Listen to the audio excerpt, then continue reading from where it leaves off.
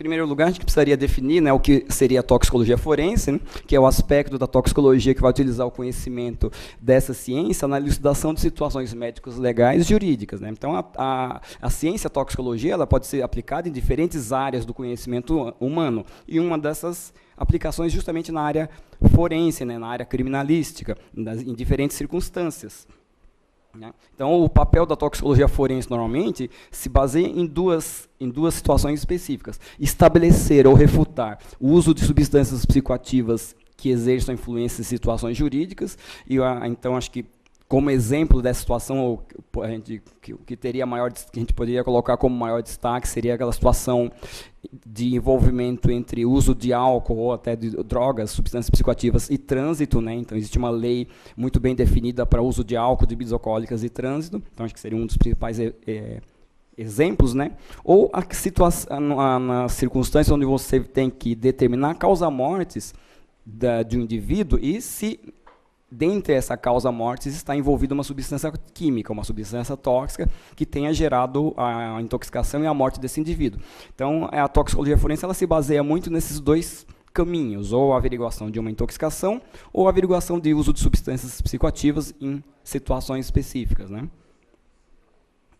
E, na área da toxicologia forense, particularmente, vai ser muito importante a definição de um histórico. Então, quando nós recebemos um material para exame toxicológico, é de imprescindível importância que, associado a isso, exista um histórico que possa direcionar, auxiliar na nossa análise. Por que esse histórico acaba sendo tão importante? Nós podemos fazer duas perguntas básicas. Quantas substâncias existem na natureza que podem gerar uma intoxicação?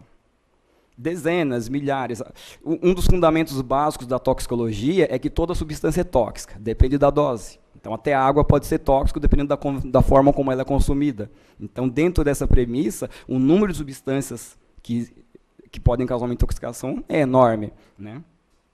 E uma questão de ordem técnica. Existe uma técnica analítica única capaz de detectar todas essas substâncias? Na verdade, não. Substâncias diferentes, grupos químicos diferentes, depende de processos, de metodologias diferentes para a identificação das substâncias.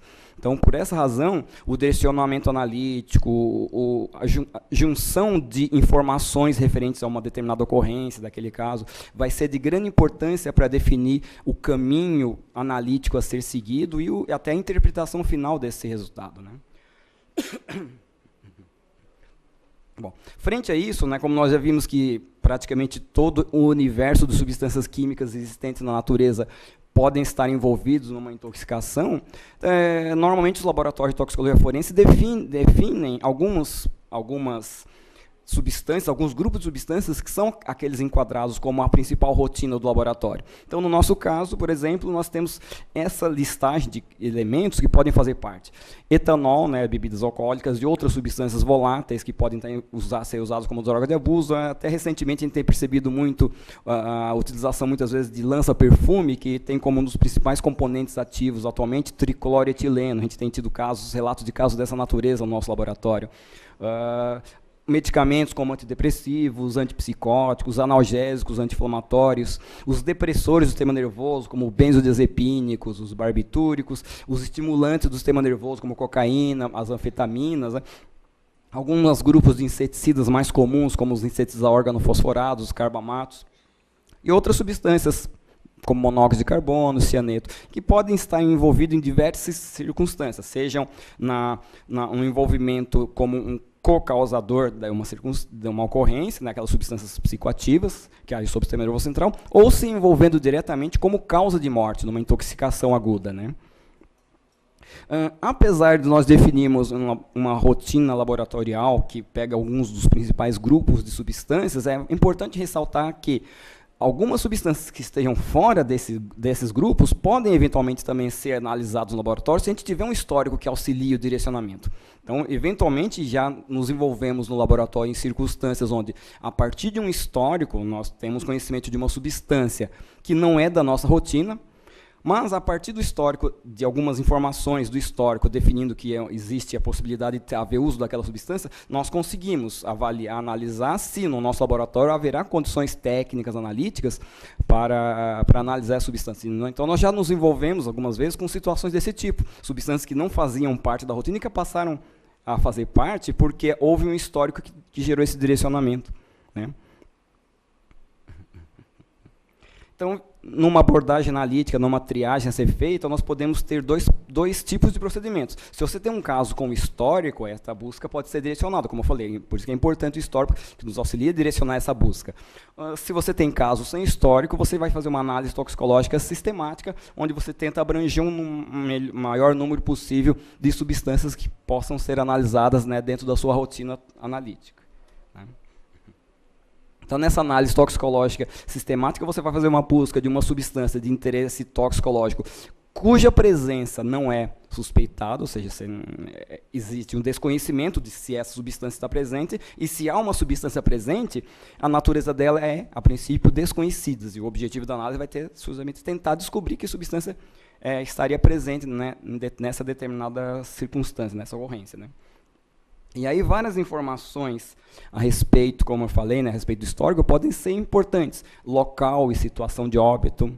Se você tem uma vítima de homicídio, você tem uma vítima de acidente de trânsito, por exemplo, onde a causa de óbito ela é definida, você direciona a sua análise de uma outra maneira. O que vai ser importante numa vítima de acidente de trânsito? Vai ser o uso de álcool, de bebidas alcoólicas, uso de drogas psicoativas, né?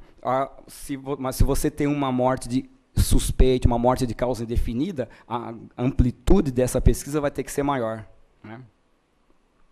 A profissão pode ser importante. Nós temos, às vezes, relatos de casos de indivíduos que tiveram uma morte suspeita, que eram um agricultor, e, na verdade, ele se intoxicou com o quê? Com algum tipo de praguicida, de inseticida, que é de uso comum na profissão dele, né? Achados no local podem ser importantes. Seringas, que é uma situação sugestiva de uso de drogas injetáveis, por exemplo. Toalhas molhadas. Por que toalhas molhadas? Isso chama atenção porque existem relatos de casos, de locais de óbito, onde são encontrados, do lado do corpo, do cadáver, né, da vítima, toalhas encharcadas com água, úmidas, porque normalmente numa overdose de cocaína, por exemplo, ocorre uma hipertermia, aumento de temperatura corpórea, e muitas vezes os indivíduos, para se diminuírem o desconforto dessa hipertermia, se enrolam com toalhas úmidas, toalhas para resfriar um corpo. Então, é um tipo de achado, de vínculo, que leva a ver toalhas molhadas no local, nos leva à possibilidade de ter sido uma overdose por cocaína. Então, essas informações vão sendo importantes. Produtos químicos, medicamentos que sejam encontrados no local do crime, essas informações desses produtos vão ser importantes. A idade pode ser importante, né?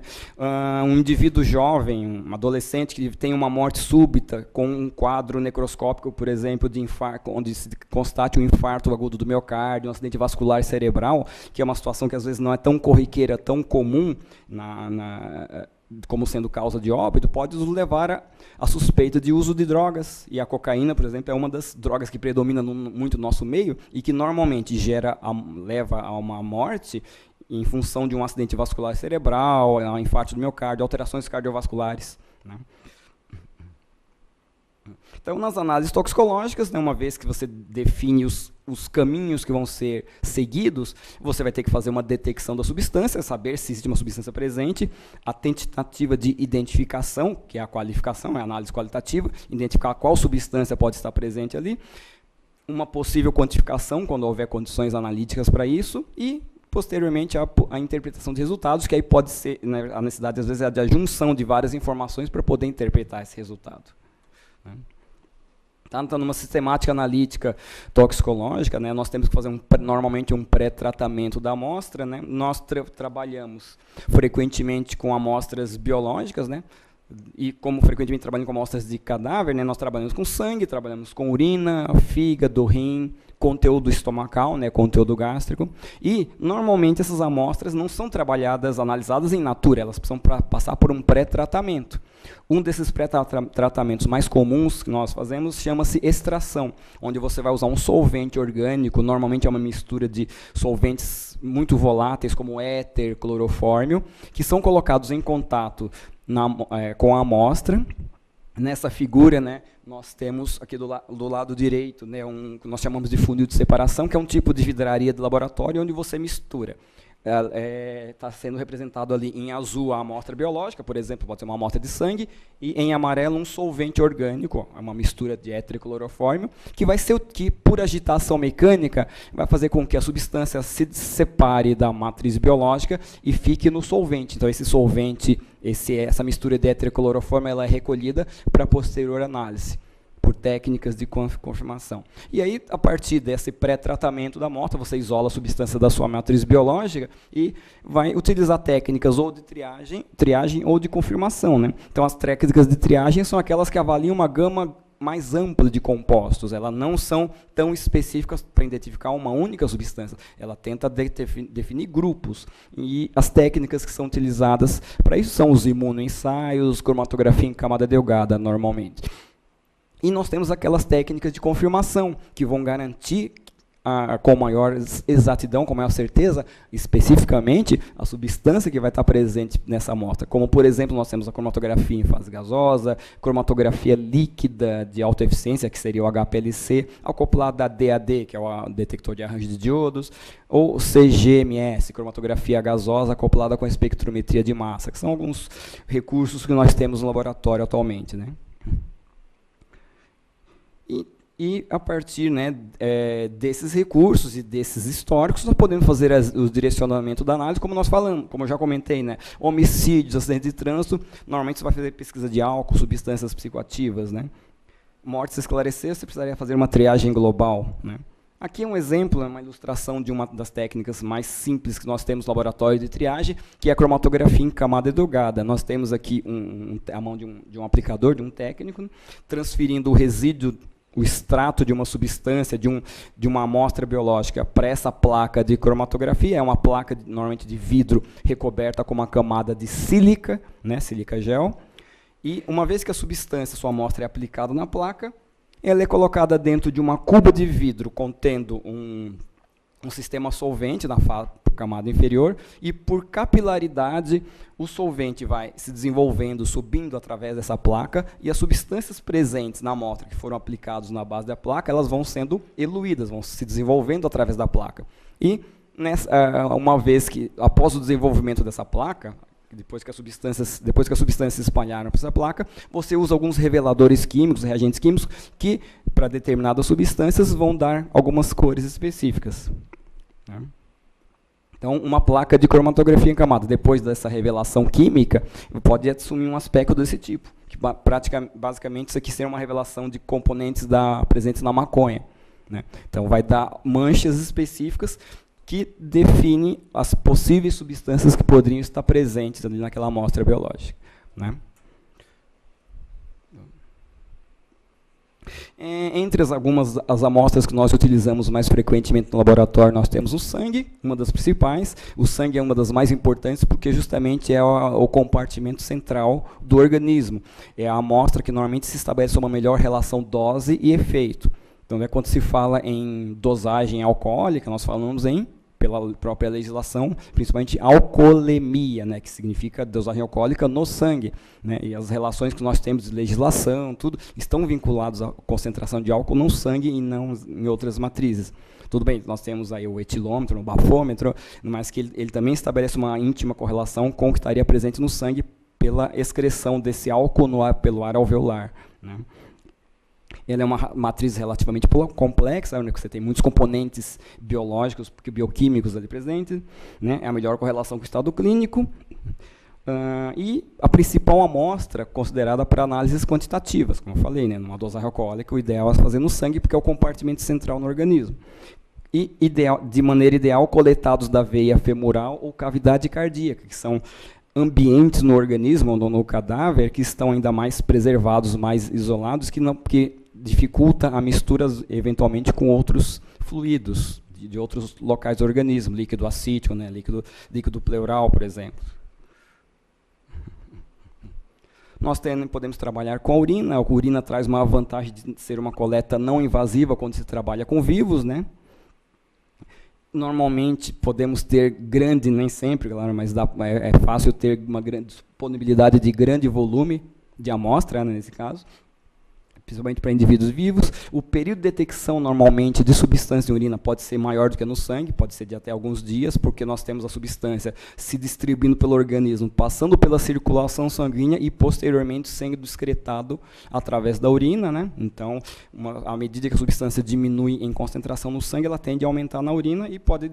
Então, o período de detecção em urina vai ser maior. E, às vezes, as concentrações das substâncias presentes na urina também podem ser maiores, porque é um meio de excreção, onde a substância, toda aquela substância que está distribuída pelo nosso organismo, pelo sangue, vai estar, à medida que ela vai ser excretada pela urina, ela vai sendo concentrada, né? Então, como eu falei, né, a concentração de algumas substâncias, como, por exemplo, cocaína, podem ser encontradas em maior grau do que presente no sangue, né, gerando uma maior facilidade de detecção. Mas tem algumas desvantagens com relação à urina, que muitas vezes o que você encontra na urina já não é mais o composto inalterado, mas sim metabólitos, produtos de biotransformação. Nem sempre nós conseguimos padrão analítico dos produtos de biotransformação para poder fazer um confronto. Porque, via de regra, numa análise toxicológica, você está fazendo comparação de padrão com amostra. Então, se eu suspeito que tem cocaína numa amostra de sangue, eu tenho que ter um padrão, a cocaína no seu estado puro, que é uma substância que eu tenho a certeza ali de confiança, de uma fonte confiável que eu sei que é realmente cocaína, para você expor ao meu método tanto a cocaína padrão quanto a minha amostra, e os dois têm que apresentar um mesmo comportamento frente à minha amostra, né? Então, só que quando você trabalha com substâncias em urina, que muitas vezes você já tem produtos de metabolização, nem sempre no mercado você tem uma facilidade tão grande de conseguir esses padrões, né? Então, essa é uma das limitações, às vezes, que você vai ter quando você trabalha com urina, né? E, às vezes, algumas impurezas presentes na urina, para alguns métodos que nós utilizamos no laboratório, elas podem ser como interferentes, né? Conteúdo gástrico, né, o conteúdo do estômago, é muito importante para a gente como amostra, principalmente nas intoxicações, porque, via de regra, uma das principais fontes de intoxicação que existe no nosso meio é através de ingestão. Ingestão de medicamentos, ingestão, às vezes, de inseticidas, praguicidas, ingestão do produto que é popularmente conhecido como chumbinho, né? Todo mundo já deve ter ouvido falar, né? E, frequentemente, o estômago é uma amostra que nos diz muita coisa, tanto do ponto de vista analítico, quanto do ponto de vista macroscópico, de observação direta desse material. Muitas vezes você abre o estômago, né? E dentro desse estômago você já consegue direcionar a análise a partir daí, né? Então, dentro das nossas recomendações para a coleta de amostras, nós recomendamos que seja enviado para o nosso laboratório o estômago recolhido inteiro, amarrado nas suas duas extremidades, preservando o seu conteúdo. No laboratório, a gente vai cortar a parede desse estômago, abrir e observar o que tem dentro para poder fazer análise, né? Então, por exemplo, aqui é um estômago, né? Um estômago já que foi aberto, né? Foi cortado a parede, e internamente foi encontrado esse material, que é restos de alimentos, já fase final de digestão, e dá para observar, né? É que está um pouco escuro, acho que na TV deve dar para observar melhor ali, né? Tem alguns pontos escuros na região central, que seria uma intoxicação pelo produto conhecido como chumbinho, que é um praguicida. O princípio ativo desse praguicida é o aldicarb, né? Ou nós podemos encontrar situações desse tipo. O que vocês imaginam que é isso aí, né? É o cocaína, né? É aquela situação o que o pessoal chama de mula, né? É o indivíduo que faz o tráfico da droga levando a cocaína no próprio estômago. Barriqueiro, mula, body packing, né? Que também é um termo em inglês que é usado, é body packing, a utilização do corpo como embalagem para transporte e tráfico de droga, né?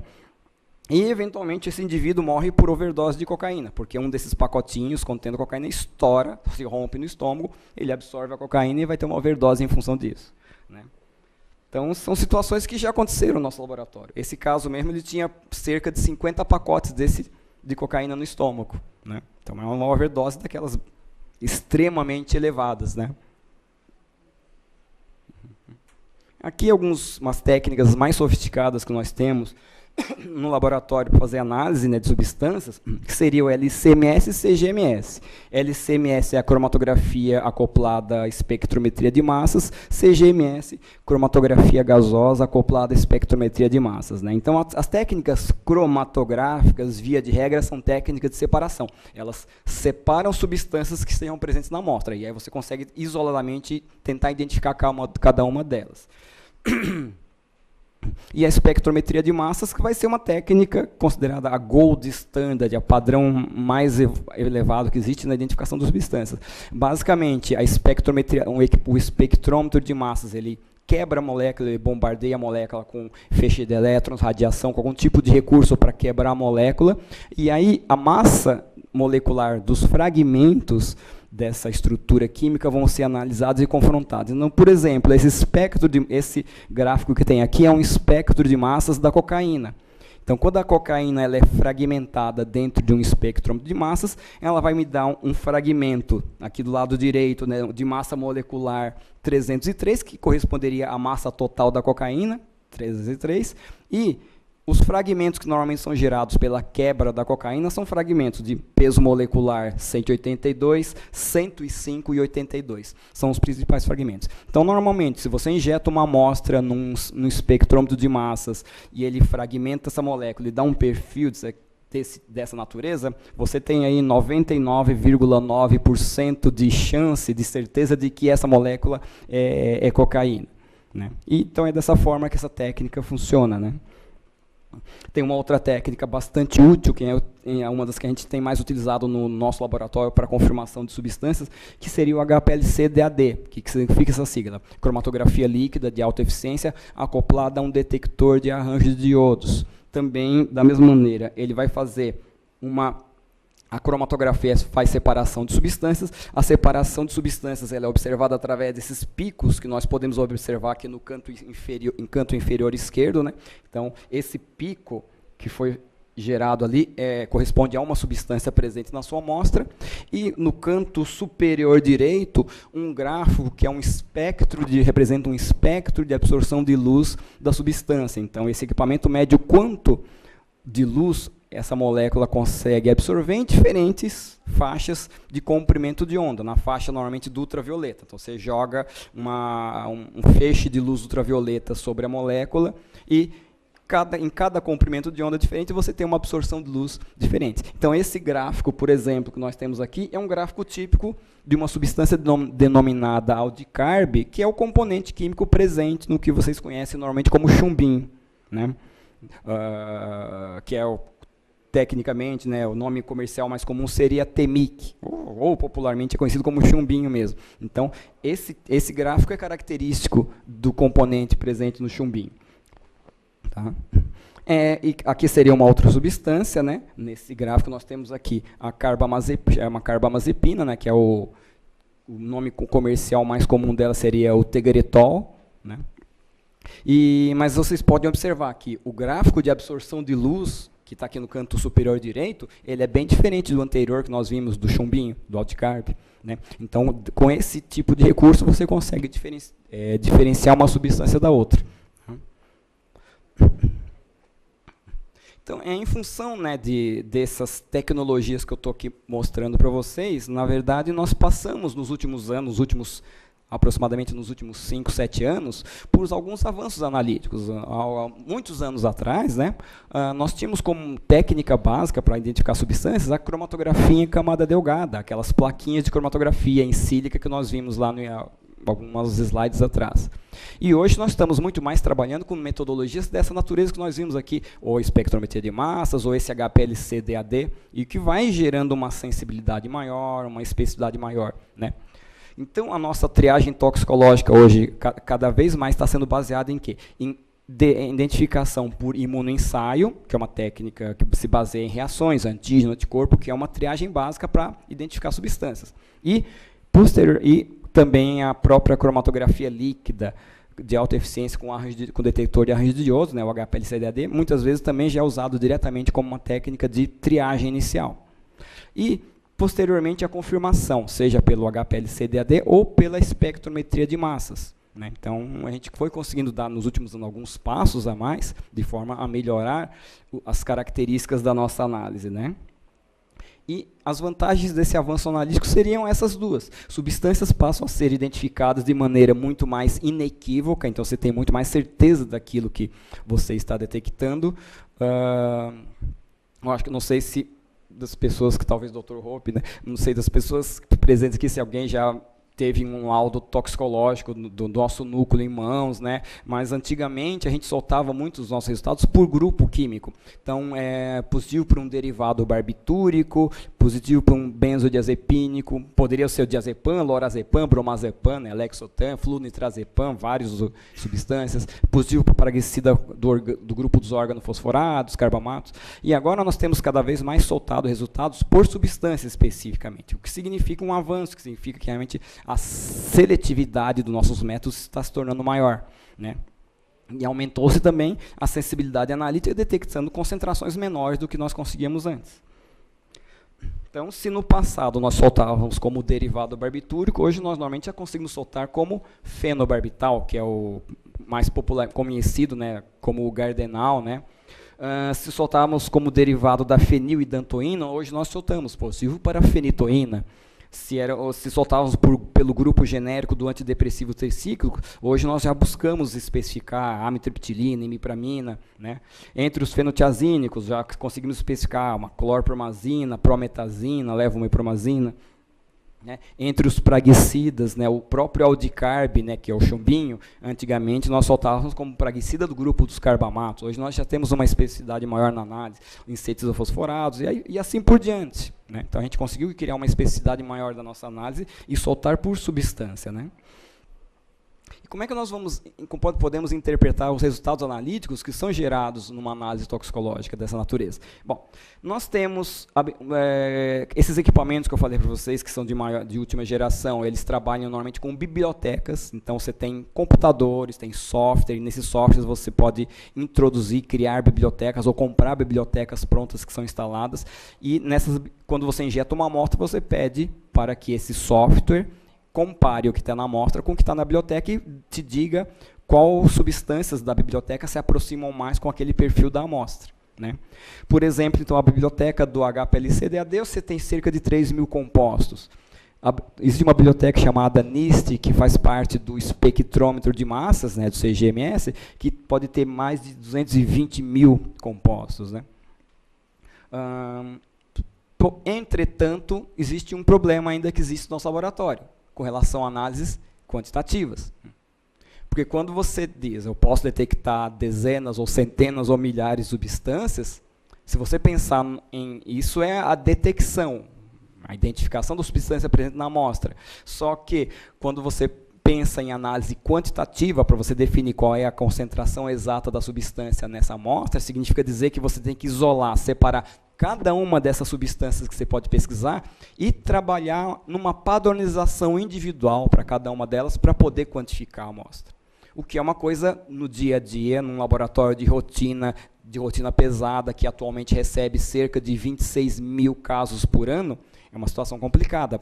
Trabalhar com 26.000 casos por ano e com uma gama grande de substâncias que precisam ser padronizadas em termos quantitativos.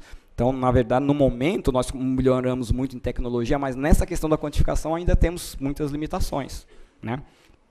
O que nós temos hoje como análise quantitativa no laboratório? Dosagem alcoólica e cocaína. São dois resultados que saem com uma quantificação no laboratório, no momento, né?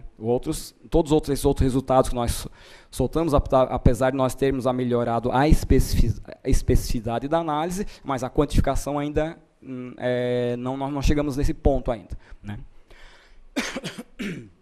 Então, via de regra, né, nos nossos laudos, tirando o álcool e cocaína que saem quantitativos, nós soltamos positivo para uma determinada substância e normalmente colocamos entre parênteses no próprio laudo análise qualitativa, que nós chamamos atenção para, normalmente os resultados vão para os médicos legistas, né, e nós ressaltamos essa questão que a análise basicamente do laboratório tem sido qualitativa, né? E vai ser importante a gente ressaltar, né, que mesmo com esses avanços analíticos, nós vamos ter as dificuldades técnicas em alguns casos. Existem substâncias que até os níveis terapêuticos e tóxicos são muito baixos, como, por exemplo, uma substância que é usada para problemas cardíacos, de insuficiência cardíaca, digoxina, do grupo dos digitálicos. São substâncias que as próprias doses terapêuticas são usadas em níveis extremamente baixos. Então, nessas circunstâncias, mesmo com as metodologias que nós temos, às vezes pode ser difícil estar detectando. Outras substâncias vão ter os próprios níveis terapêuticos delas são bem altos. O Gardenal, por exemplo, né, o fenobarbital é um exemplo, que as doses terapêuticas normalmente são bem altas. Você chega a níveis de microgramas da substância por ml de sangue como dose terapêutica, né? Então, nesses casos, até a dose terapêutica pode ser detectada facilmente pelas nossas técnicas, né?